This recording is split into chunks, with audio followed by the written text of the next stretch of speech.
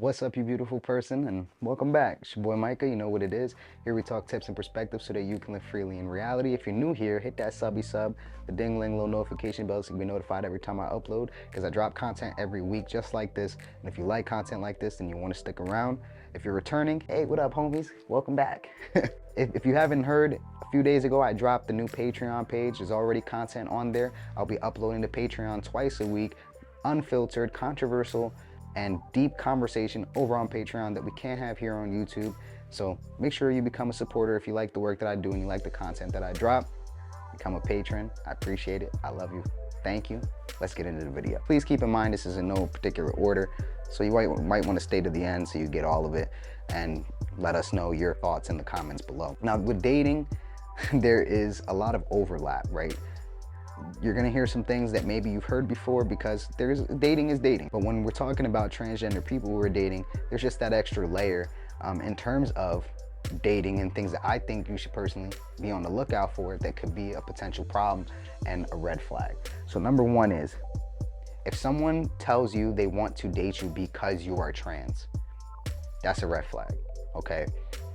For a couple reasons. Let's just say you're a transgender man and someone says, oh, well, I only date women and FTMs. Well, why? Why are you only dating trans men, but you're not dating like cis men? What's the reasoning behind that? I would really be cautious with someone like that, because the reality is this: there's a couple ways that could go. That person could only be after a sexual conquest, right? Like, I just want to see what it's like to have sex with a trans man. And it could also be a curiosity of us being kind of like other, or sometimes people look at us like as being in between. You look like a man, you sound like a man, you know, you maybe have top surgery, so you have a more, air quotes, masculine chest, or all of these types of things. Oh, you still have this type of genital. So I'm interested in that because it's this halfway point. I think I'm interested in men, but I don't know if I want to deal with somebody who has a penis. So I'm gonna assume that you don't have a penis, and I'm gonna just try to, it's a sexual conquest, or it's an experiment for that person. They're curious. So I'll give you an example, another example of this, and it's not about gender, it's about sexuality, but they kind of correlate to each other, right? So back when I was in high school, before I started my transition or even knew I was trans, a lot of girls back then wanted to date me because they had never been with a girl. So there was that curiosity. It was that, oh, like, I want to know what it's like, or I'm questioning my sexuality, and so I want to kind of experiment with you, or I want to, you know, I want to mess around, or whatever the case may be, and see if I have any actual feelings, or is this just like an infatuation? Is this like a thing? I don't know. And like, that's all fine and dandy if y'all are on the same page, right? And like, there were a lot of girls back then who would be like, look, I just want to try it, and I don't even know if I'm gonna like want to be in a relationship with you, but I'm just curious because I know you mess with girls and I want to try it. And I was an F-boy back then, so it was kind of like, I'll try it, whatever, like, I'll be your first little experience or whatever. But now, as grown people, you're like, I don't know if I want to be somebody's conquest or be someone's experiment. So you want to make sure you're asking a lot of questions. If somebody's saying, I want to date you because you are trans, or because like I only date these kinds of people, because it makes a lot of assumptions. And if you're not firm in your identity and knowing who you are, that could be very detrimental to you to have a relationship with someone who may only want to date someone like you. That may hurt your identity, in the sense of, you're like, wait a minute, like, you know, you don't see me as a man, you see me as an in-between, or you see me as, you know, as a woman still that has masculine features, and like, you're like, what is this? Like, it can really mess with your head if you're not firm in who you are. So it's really important, if someone says they want to date you strictly because you're trans, to ask a lot of questions and see if it's something you even want to deal with. And quite honestly, I wouldn't even deal with someone who says they want to date me because I'm a trans man. Now, granted, there are some people, and I'll give you an example. I have heard of people who say, I want to date a trans man because I don't like cis penis. They might be okay with a guy with a trans man who has phalloplasty.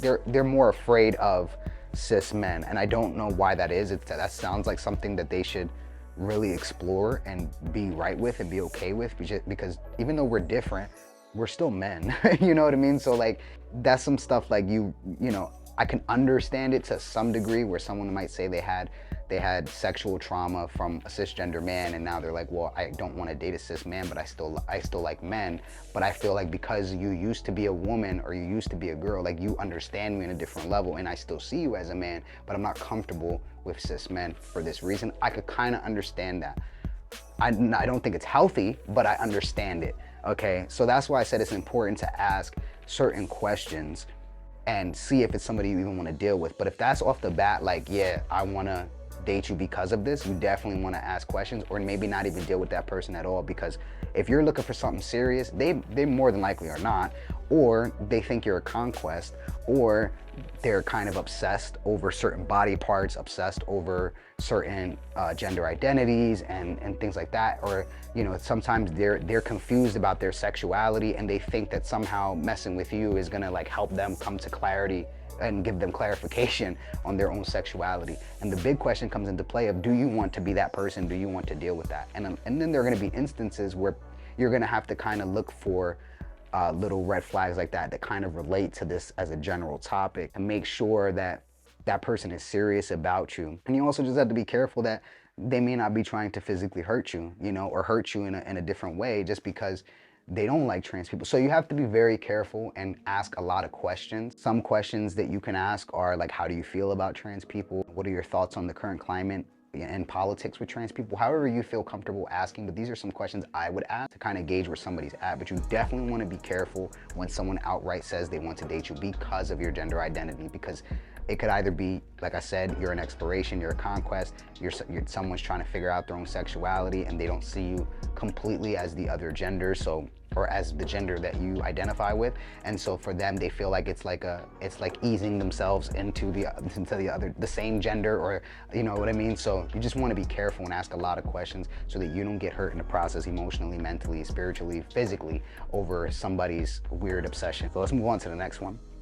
Second red flag when you're dating, when you ask somebody, why did your relationship end? Why did your past relationship end? If they immediately go on the defensive and attack and kind of having these like attacks of their old partner, I'm not saying that there aren't like abusive, emotionally abusive, or SA or you know, any type of other toxic relationship. I'm not saying they don't happen, and they do happen a lot more frequently than we realize.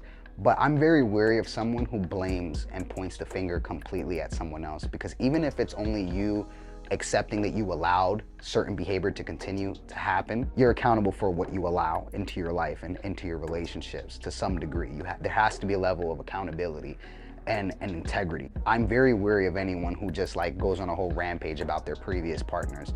My wife and I came from pretty toxic relationships prior to being with each other. We never necessarily put down our other partners. Even now, we don't talk badly about our previous partners to each other, because one, it's irrelevant. Like we're together now, and it's just, I just don't find it a proper thing to do. I have faults from my previous relationship, just like the other person had faults. My wife has faults.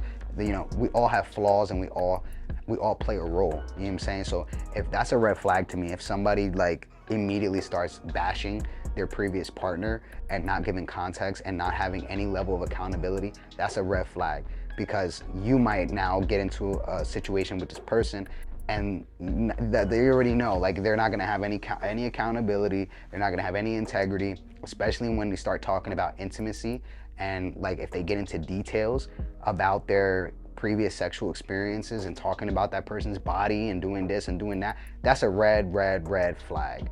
That's a red flag. Are you not gonna be accountable with me? Am I gonna have to sit here? Are you gonna sit here and say I'm crazy? Or, you know, that might be a narcissist, right? I don't like using that word, but you just gotta be careful. That's a red flag if someone blames other people all the time, or just like hammers down on other people and has no level of integrity or accountability for themselves. Or if they're super vague, that's another thing. I would say if someone is super vague about their past relationships and like they give you kind of like the blanket statements, you might ask them something like, so what happened with your previous relationship? Like, why are you no longer together? Like, what happened? And you're like, oh, you know, we just wanted different things and we kind of, you know, we grew apart. That's a valid answer, but it's also a vague one. Because to me, it sounds like you did some stuff that you don't want to be accountable for, or you just walked away from the relationship and maybe you don't have a good reason, or maybe you haven't really processed the relationship to even give an answer. To say, well, we just grew apart, that's a blanket statement. A lot of people say that, we just grew apart. But like, why do you think someone grew apart? See, for me, when I'm dating or I'm looking for a relationship, my mentality is I want a long-term committed relationship. And that doesn't have to necessarily equate to monogamy. Just I want a long-term committed relationship. And so if I'm having a long-term committed relationship, I want to know that you're going to be committed in the long run. I want to know that you're in it for the long haul. And when someone tells me, or if I hear, oh, we just grew apart, in what way? In what way did you grow apart? And I don't like to pressure people into giving me answers, but to give such a blanket statement like that is like, okay, you grew apart, so you just said, okay, I'm done. Like this, then to me, that person doesn't have the same definition of commitment or the same definition of, you know, working things out and understanding that you're not always going to get along. You're not always going to be on the same page. You're not, you know, you're going to constantly be learning about each other, go through different life experiences in a relationship. You're going to change. That would make me feel like it's a red flag. What were the things? Like, what were the things? I want to know what the things were, because I want to know, is it something that you legitimately could not get on the same page on and you tried and didn't work out? Was it that you fell out of love? Like, I want to know what really you mean, because I want to know if we're going to be on the same page of commitment. Because I know for me, there's been plenty of times, and my wife will tell you, there's so many times where I don't like you or she don't like me, right? I do things that she doesn't like, or she does things that I don't like. But we've always made that very apparent that we're always going to try to work towards getting to a place where we can understand each other, be on the same page. You know, I respect you, you respect me, I still love you, you still love me. Like, and on the times where we may feel like we don't like each other, how can we grow, and how can we get to a place where we like each other again? Feelings are not always going to be linear in that, like, all this love is gonna grow and then grow and keep growing and keep getting bigger and bigger and bigger. And then, yeah, that does happen, but there's more, it's more like a roller coaster. It's more of like a wave. It comes in waves, you know? And as people change, like, you have to constantly be asking questions and relearning your partner and falling in love over and over again with that person, because there are gonna be some core things that will change over time. And then you have to ask those questions on, like, are we still, like, as a foundation, like, are we still, like, on the same page, still the kind of the same? So those are the types of things I would ask, like, why? Like, when someone's too vague about something, it gives me like an odd feeling. I'm like, I don't know if I trust this, because when you know something, and you can clearly identify what was wrong, or maybe that person doesn't know what was wrong. And then again, it makes me question, did you process that? Did you get through that? Do you understand what went wrong? Do you understand what you could do differently in your next relationship? It goes back to accountability and having a high level of accountability for your actions and what you play, how you play a role in your relationship, because it's a two-way street. The biggest red flag, though, I would say, and this is the third red flag, someone who doesn't know what they want. If you ask them, what do you want out of a relationship? Or what do you want out of a potential relationship with me? And that response is kind of like, you know, I just want to go with the flow. I just want to see where things go. I don't want to put pressure on it. I don't want to rush things. It's not about rushing and putting pressure and all this. It's like, we have to date with intention. We have to date with purpose. And now, if your intention is, I just want to, you know, maybe I want to have a friends with benefits, that's still an intention. That's still a goal. You still know what you know. Like, I'm not looking for anything serious, or I don't want to think about 5 years from now, because I'm not looking for that. I'm not thinking about that right now. That's still knowing what you want. But to say, I just want to see where it goes, I don't know, I'm not really sure, that's a red flag. If you're looking for something long-term, committed, you know that exactly what you're looking for. So when someone is, like, very off-put to the idea of defining or mentioning what it is they want, and they're just, like, kind of too lackadaisical, that's a red flag. More than likely, that person's gonna tell you things that you want to hear, or what they think you want to hear, and it might be putting up a front and have an ulterior motive of something else that they want. You know what I'm saying? Like, you should be able to clearly define what it is that you want, especially once you get to a certain point in life. And I'm not gonna say age, just a certain point in life where you have to get to a point where you know what it is that you want. Whether that's friends with benefits, whether that's just a sexual relationship and you're not even friends, whether that's a one-night stand, whether that's a long-term committed relationship. Have you thought about those things? What do you want? And that goes for both you, the person watching this, trying to figure out the red flag, and even the person who's giving a red flag. What do you want? You have to be intentional when you're dating. Just to say I'm kind of seeing what happens and I don't know, like no, we don't have time for that.